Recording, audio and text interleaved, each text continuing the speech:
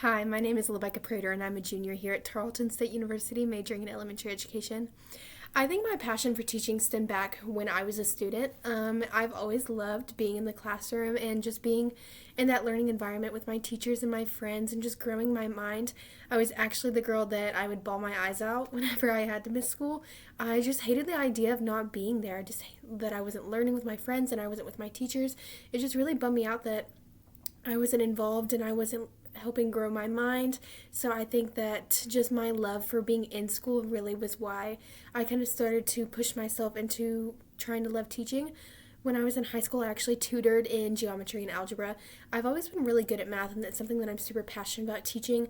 I would sit with the other students that were struggling a little bit on Fridays, and we would just kind of work through problems that they were having trouble with, and it sometimes was really beneficial to them because I guess just seeing like a student's perspective is going to really help some students. Just being able to be away from the teacher and just learning in a way that another student learns was really impactful for them, and it was something that was so impactful and important for me when it came to picking my future job, which I decided then was teaching.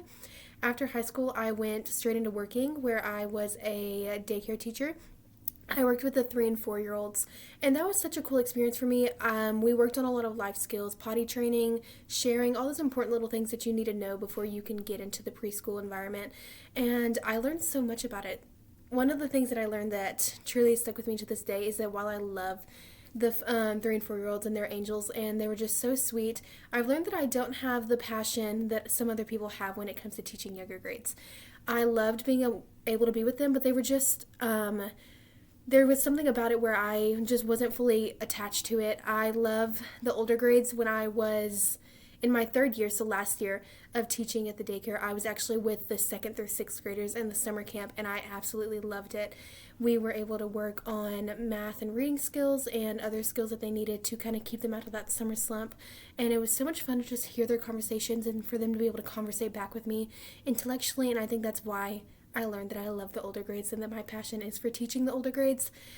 I would just say that overall my passion for wanting to be a teacher really stemmed from my love of school, and then as I got older, my love for teaching others and helping others grow their minds.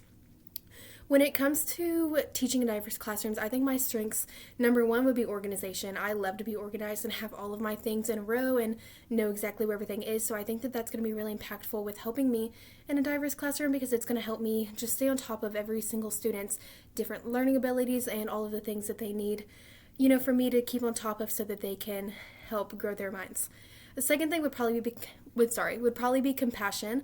Compassion is something that's so important when it comes to teaching, of course, but I think when it comes to helping diverse students, sometimes they find out where they lie within all of their classmates, and it's just really hard, and you have to be able to be compassionate with them and tell them that it's okay, that they're not on the same level or they're above level, and just go from there. And you just have to be so sweet with them and just tell them that it's okay to be where you are at because you're going to grow your mind in your own way.